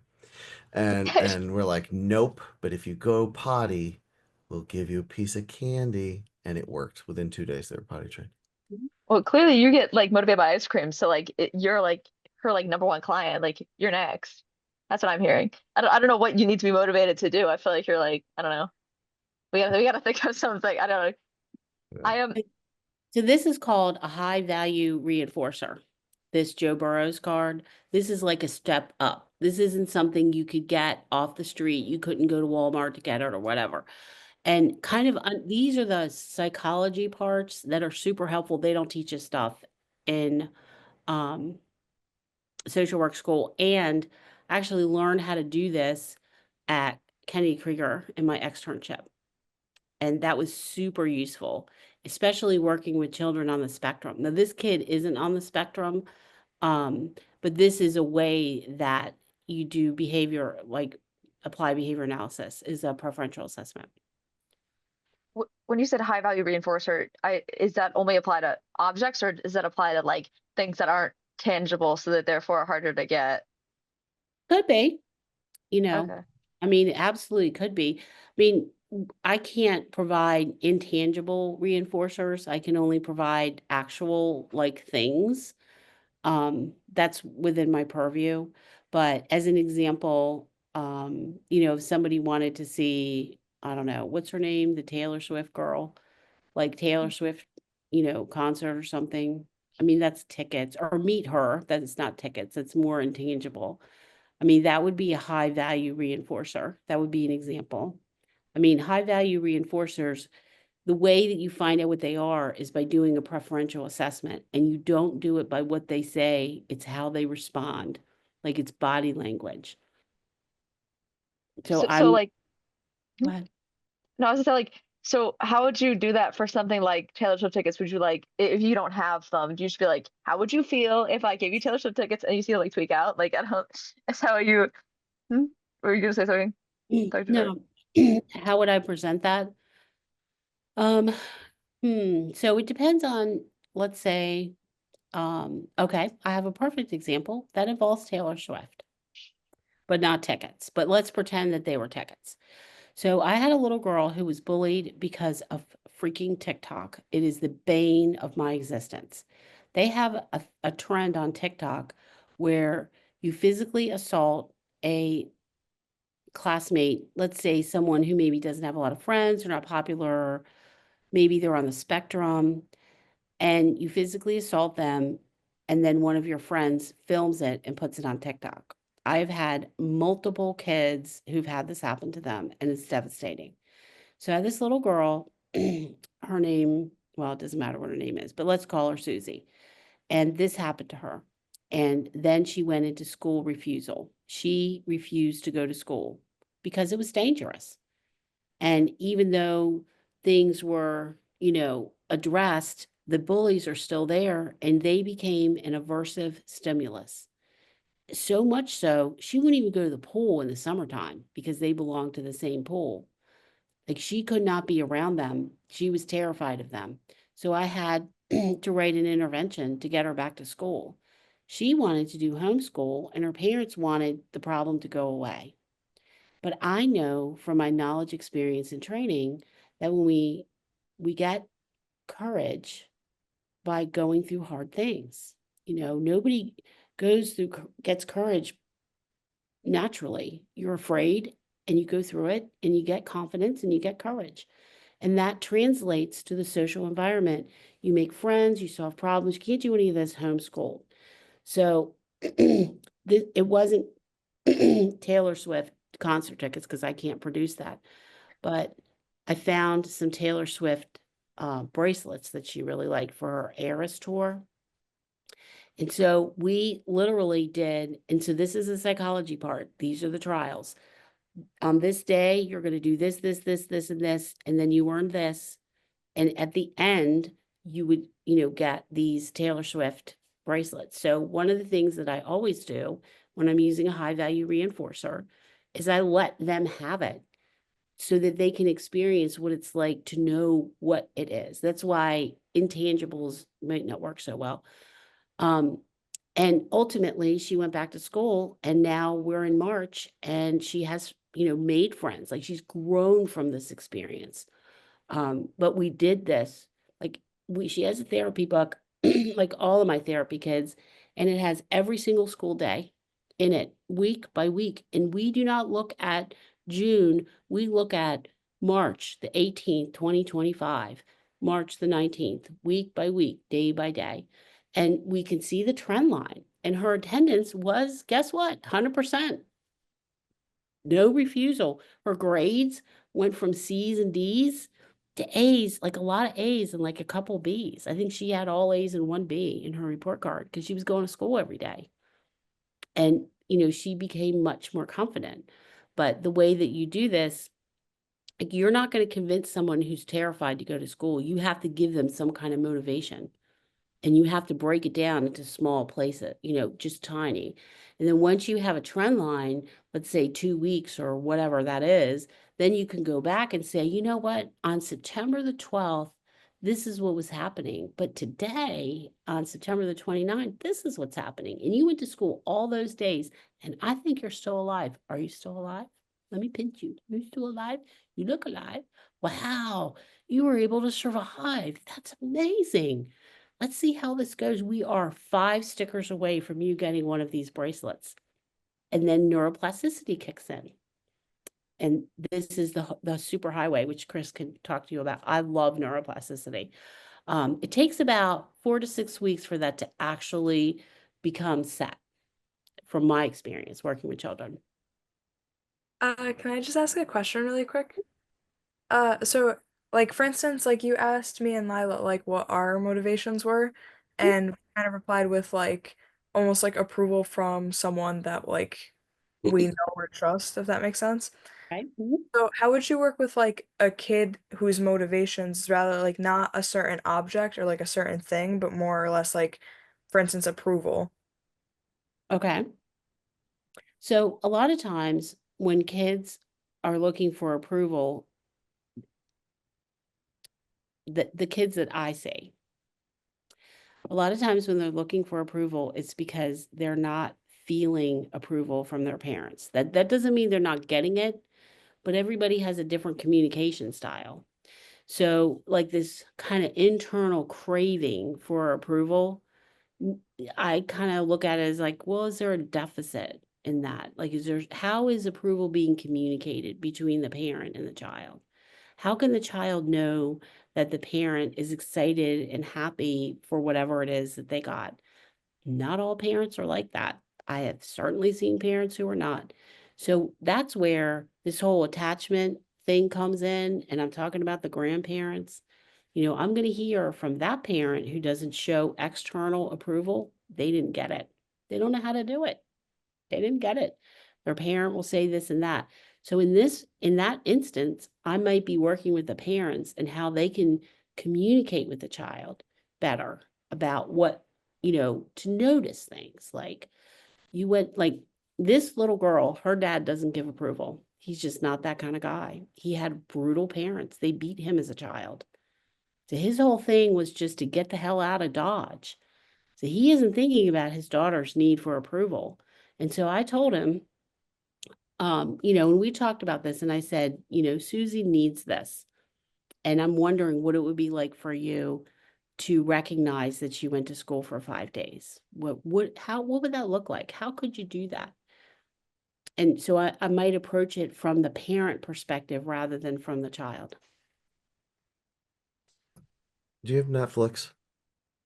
Me? Yeah. Yeah. There's this new show that just came out called Adolescence. Uh-huh. It's terrible. However, it's number one right now, and it's got 100% on Rotten Tomatoes. Online, you would think this show is just the greatest thing that's come out in years. So we watched it, my wife and I watched it, and the whole time we're like, this is terrible. It is very dark. I don't want to say nihilistic. It's more dystopian, okay? Okay. And it's about, let me say something positive about it. It has some of the best acting, cinematography I've ever seen. The very last scene of the entire series is the most powerful scene of television I've ever seen in my life, and I can't stop thinking about it. And the show was terrible. The show, because like the story was terrible, but it was because it was so dark and dystopian. And it's about a 13-year-old boy who's a kind of an incel Mm-hmm.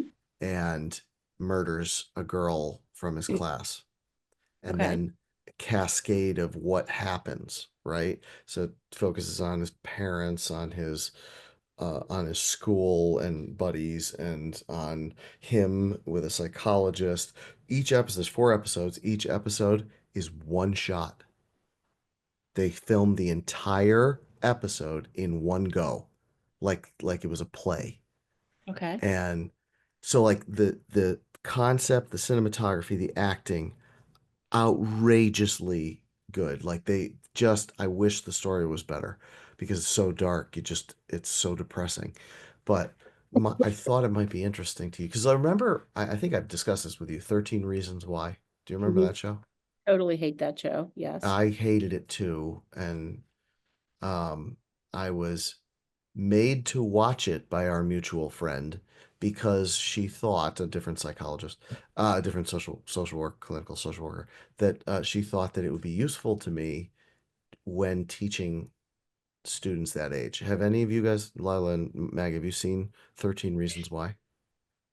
I sorry, Layla. I definitely have heard of it. I've not like watched it on my own though. Oh, it's I terrible. watched Don't like an watch it. hour-long documentary of the guy hating on it, so that counts as seeing it, basically. That's He also, instead of watching it, I watched the guy talk guys. about it, so it's the same thing. I mean, I don't like it because, vulnerable adolescents who watch this are highly suggestible. This is Right. the age, where you're developing identity. And, when someone is making something, a movie, a film, whatever, they get to decide what they leave in and what they leave out. And they're putting a slant on it in the way that they want it to be. And, this kind of suggestibility is very, very dangerous. I know a woman who's in Maryland. She's a nurse. She's amazing. And her daughter watched 13 Reasons and died by suicide as a consequence of what she saw in that. And I mean, she's talked about this publicly, because she wanted to get it banned. And, when you have someone who's vulnerable, in this case, her daughter had an eating disorder. um, this kind of suggestibility can have bad outcomes. And I just don't agree with I think it's for the sake of money Mm. to, cause damage to vulnerable people. I just don't agree with that. And anyway, the way that they depict it, and I personally haven't seen it, I've just read about it. Ugh. The way that they depict it, does not allow for alternative outcomes. Like the outcome is to die. And I don't agree with that. I'm in the living category. I Right. promote reasons to live. Yeah. There are many of them. Yeah. I haven't seen the documentary that you're talking about, adolescents. I generally don't like those kinds of things because they don't understand, like like an adolescent who murders someone, whoever that may be. Like this is like suicide. There's so many protective factors in the brain. So a lot of things have to happen in order for this kind of thing to happen. It's a very significant disturbance, because we have protective factors around hurting other people, around killing them, around killing ourselves. And so the brain wiring has to be kind of redone. And this is a very Yeah. complex thing. And so the short answer, my daddy was mean, or, somebody bullied me in school. Most of the time for people, whether it's suicide or homicide, it's multiple factors. And I don't know, have you heard of the diathesis stress theory? So basically, in a nutshell, this theory is around genetic vulnerabilities, so Yeah. kind of heritability that interacts with the environment. And this, Oh, like the 5-HTTLPR, the yes, Caspi work. yes, Oh. Say yes, it again. What is it called? Diathesis? diathesis stress theory, Huh. or Okay. diathesis stress model. Uh-huh. And so for situations like that, like you're talking about a 13-year-old who would, murder his parents or whatever, or a friend or whatever. Mm-mm. There is a bunch of different things going on. So that this model that they have, because in psychology they love to use like arrows and boxes and stuff, um, and as a way of a descriptor. And so this is a way of explaining, is it nurture, is it nature? And then there's a whole underlying, data underneath it. But Don't it's, you get? go ahead. I'm sorry. Good. it's really the underlying predicate in psychological, theory in terms of psychiatric disturbance is the diathesis stress model. Don't you get though, and this is kind of getting at social work again, because I have been highly critical of the education that new social workers are getting. Mhm. Okay, new social workers. So that, not you, right? Because you're doing this and you're considering all these angles that are and trying to synthesize information from various fields, et cetera, et cetera. And the problem I'm seeing whenever I talk to other social workers is that they want reality to fit into their model that they learned, that is almost entirely blank slate plasticity and with no interaction with genetics. Like, because that means that you can't change it, and there's no treatment then. You can't treat a gene, right? So they buy into the blank slate model. So girls, this is the blank slate model means that everybody is born with exactly the same capacity and abilities, and it's just that something has modeled their brain environmentally from an early age, and that's why they end up kind of with the abilities or intelligence that they have. And in the last 10 years, and now this is falling out of favor, but in the last 10 years, the annoying thing that was blamed was oppression, right? So you were essentially oppressed by your environment into not being as good as you could be. And modern social work education kind of pushed that idea, which and I saw your frustration kind of with that, right? I mean, we had multiple conversations about that, you know, I mean, Lila, do we know where you're going yet Oh, college for wise? school? Yeah. No, no, Okay. no. I got waitlisted 3 times since we last talked. I'm gonna Okay. crash out, but Oh, sorry, you struck a okay. nerve. Continue doing your Yeah. thing. Oh, well, I I'm was sorry. just because she went with me to Johns Hopkins and Mm. studied there, and it at Hopkins that's a big thing there too, in the normal undergraduate curriculum, that is also now starting to fall out of favor, you know? Right. Well, the whole oppression thing is, it is a thing, you know, oppression, like it's kind of, there's like power dynamics that happen. And, that is definitely, how we operate as humans. Like, you're the president, you're the cleaning lady, there's a power imbalance, you know. So I think what you're talking about is a social determinant of oppression. And my argument would be that the people who changed the world started out being oppressed. Yeah. They Yeah. did. Right. And what oppression does is it gives you the capacity to build resilience. And if your model is that you're oppressed, therefore, you have to be given something or special privileges or, whatever the case may be, you don't develop resilience. You learn how to do hard things by doing hard things. And that's why people who have been oppressed in some way tend to have just beyond the beyonds in terms of capacity, because they've gotten over the hump of something being hard. And you say, okay, well, that was hard, but like Viktor Frankl, who wrote A Man's Search for Meaning, he was in a concentration camp in Auschwitz, and he ended up becoming this amazing researcher and psychiatrist, and his book is a multi-million seller. But he was oppressed, but he didn't come back and say, well, that really sucked. And, you know, I'm just damaged. He said, I want to, overcome that. And I don't agree with that. I will say that one thing that I intensely dislike about social work school or social work practice is this idea that people don't have their own agency.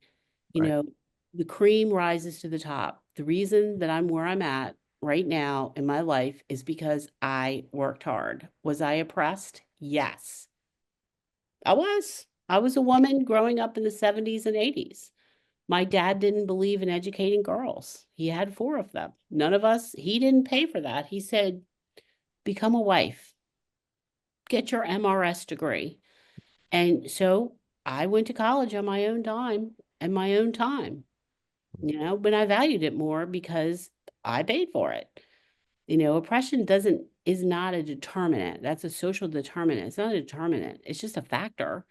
And we can overcome that easily by working, by trying, by, putting the time in, by failing. I've learned so much from failing. And figuring out new ways. Like I always say, okay, it's not a no, it's not yet. I say this all the time in clinical practice. This is why I have kids who were born substance abuse addicted, who are going to high-end colleges and having a life, because I believe that everyone can overcome their circumstance, even that bad. I believe that. I know. I- Seen it. I just have a question. This one can go out to like you or Dr. Char. I didn't know that like if like the parent is like drug addicted and is like on drugs during the pregnancy, like I know that like it can affect like the baby like defect wise and whatnot, but like ultimately does that lead to the child also having like the same like substance abuse problems or no? I can. Okay. It's not, there is a heritability factor with the need for dopamine. I mean, this is a fact.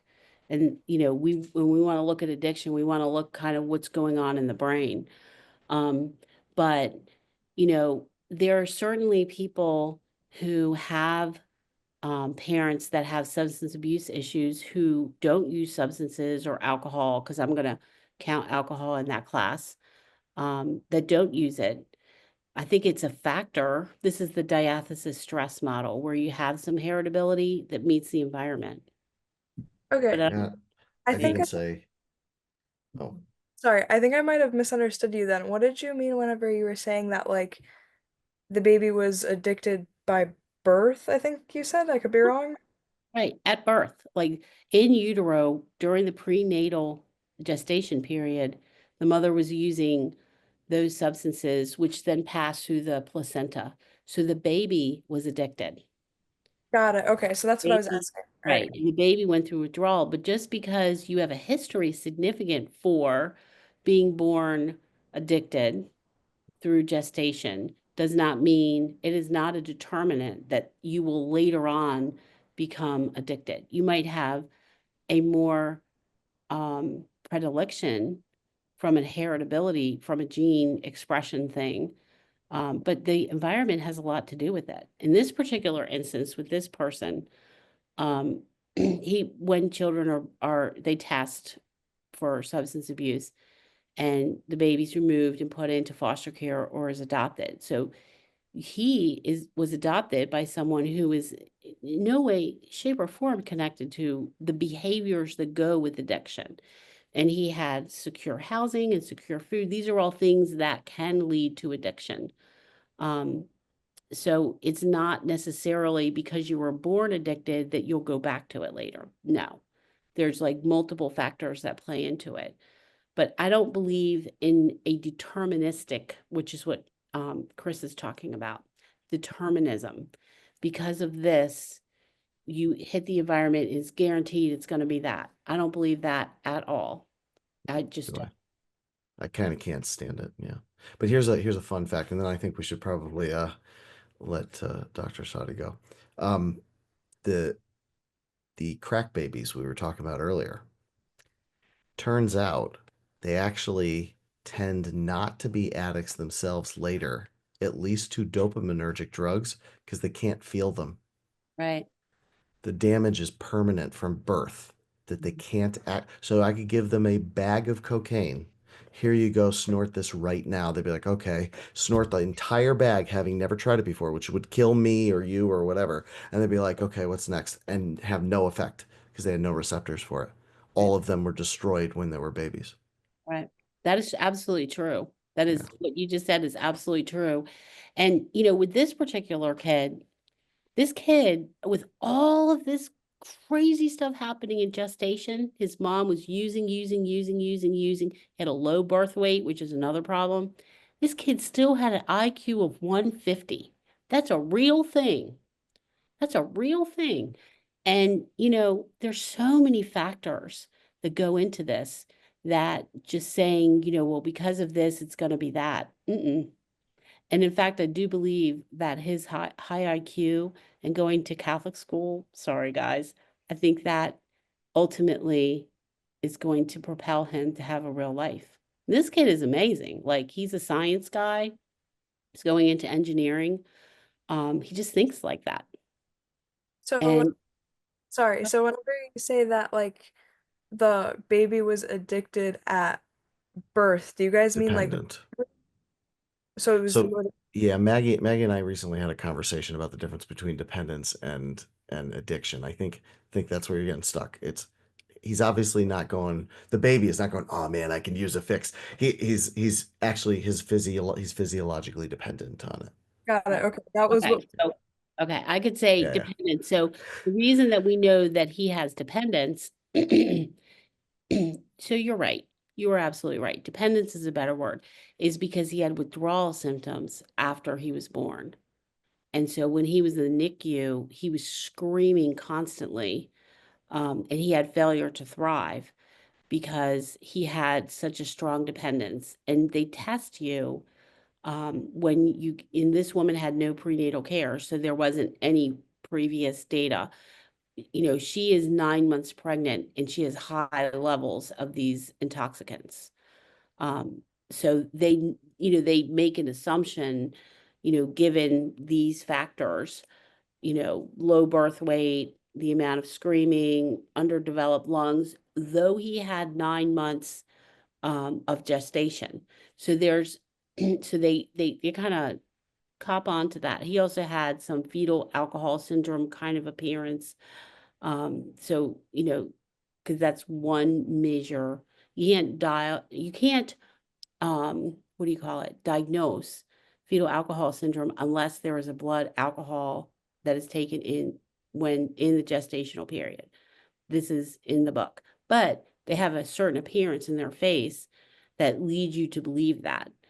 So yes, dependence is a better word than addiction. Yeah, Addiction that probably was definitely where I was getting confused. I was like, is the baby crying because it needs cocaine? I was like, what's going on? Yes, well, the yeah. baby is crying because it Yeah. needs cocaine. Withdrawing from heroin is one of the worst, most painful things you could do.